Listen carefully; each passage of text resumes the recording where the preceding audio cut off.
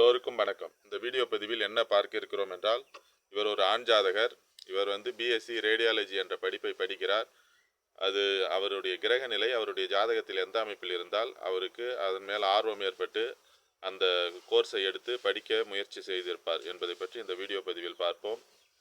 Radiology என்றால் நம்மளுக்கு மனித உடம்பில் உள்ள உறுப்புகளை ஸ்கேன் செய்து அதன் மூலம் என்ன பிரச்சனை என்று சொல்வது தான் ரேடியாலஜி படிப்பாகும். அது எம்ஆர்ஐ ஸ்கேன், எக்ஸ்ரே, இது போன்ற ஸ்கேன் எடுக்கும் துறையை பற்றி படிப்பது தான் ரேடியாலஜி ஆகும். இவர் 10/12/2004 பிறந்துள்ளார். விடியற் காலை 1:35 பிறந்துள்ளார். இவர் கடலூரில் பிறந்துள்ளார். இவர் ஆண் ஜாதகர். இவர் விசாக நட்சத்திரம் 2ஆம் பாதத்தில் பிறந்துள்ளார். இவருடைய லக்கணம் கன்னி லக்கணமாகும். லக்கணத்திலே குரு, 2ஆம் இடத்தில் செவ்வாய், சுக்கிரன், சந்திரன், கேது, 3ஆம் இடத்தில் சூரியன், புதன், 8இல் ராகு, 11இல் சனி ஆகும்.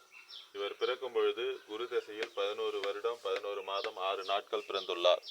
அதன் பிறகு வந்தது சனி தசை. ஒரு 19 ஆண்டு காலம், 31 வயது வரைக்கும் இவருக்கு சனி தசை தான் நடந்து கொண்டிருக்கிறது. இப்பொழுது வயது இவருக்கு 21 வயது 7 மாதம் 1 நாட்கள் ஆகிறது.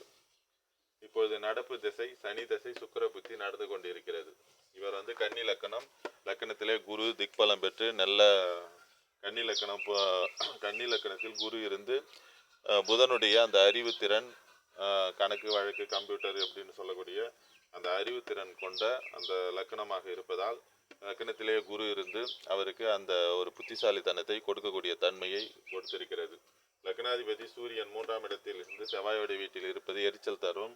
சூரியனோட அஸ்தங்க அமைப்பில் இருக்கிறார். அது ஒரு தவறான ஒரு விஷயம்தான் ஆகும். ஏன்னா லக்னம் சுபத்துவமாக இருக்கிறது, லக்னத்தில் குரு இருக்கிறது, ஒரு நல்ல கலாச்சாரங்களை கொண்டக்கூடிய அமைப்பாகும்.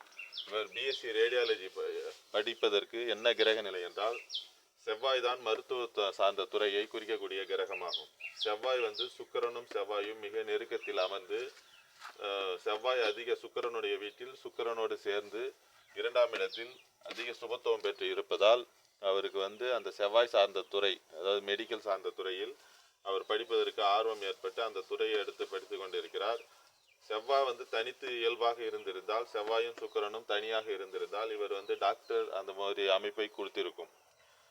லக்கணத்திற்கு ராஜயோகாதிபதியான சனி தசை தான் இப்பொழுது நடந்து கொண்டிருக்கிறது. ஆனால் கேது இருந்து அமாவாசை சந்திரன், அதாவது 2 நாட்களுக்குள் அமாவாசை ஆக போறவுடைய சந்திரன் அந்த இடத்தில் இருப்பதால் அந்த செவ்வாயினுடைய ஒளி அளவை குறைக்கிறது. அதனால் அவருக்கு அந்த மருத்துவத்துறையில் உயர்நிலை எம்பிபிஎஸ் படிக்கக்கூடிய அமைப்பை தடுத்து நிறுத்தி அவருக்கு அந்த எக்ஸ்ரே ஸ்கேன் இது போல எடுக்கக்கூடிய அந்த அமைப்பை பிஎஸ்சி ரேடியாலஜி என்ற கோர்ஸை எடுத்து அவருக்கு படிக்கக்கூடிய அந்த தகுதி தராதரத்தை கொடுத்திருக்கிறது. இப்பொழுது சனி தசை சுக்கிர புத்தி நடந்திருக்கிறது. 3ஆவது ஆண்டு காலம் இப்பொழுது நடந்து அதை படித்து கொண்டிருக்கிறார். அதன் பிறகு அவர் தூர இடத்திற்கு 8ஆம் இடத்தில் ராகு அமர்ந்து சனி தசை சுக்கிர புத்தி, சூரிய புத்தி, சந்திர புத்தி இது போலலாம் வரும். அடுத்தது அவர் தூர இடத்திற்கு நகர்ந்து அவர் வெளியே செல்லக்கூடிய அமைப்பு அவருக்கு உருவாக்கி தரும். இதனால் அந்த கோர்ஸை எடுத்து படிப்பதற்கான அமைப்பு செவ்வாய் தசை சுக்கிர புத்தி, சுக்கிரன் செவ்வாயை அதிக சுபத்துவப்படுத்தியிருப்பதால் அவருக்கு அந்த ரேடியாலஜி என்ற அமைப்பை எடுத்து படிக்கக்கூடிய அந்த தகுதி தராதரத்தை கொடுத்திருக்கிறது. எல்லோருக்கும் வணக்கம். மற்றொரு வீடியோ பதிவில் பார்ப்போம். என்னுடைய தொடர்பு எண் 99940345 என்ற எண்ணை தொடர்பு கொண்டு சோதிட சந்தேகங்கள் மற்றும் சோதிட விளக்கங்களை தெரிந்து கொள்ளலாம். எல்லோருக்கும் வணக்கம். மற்றொரு வீடியோ பதிவில் வேறொரு தகவலுடன் பார்ப்போம்.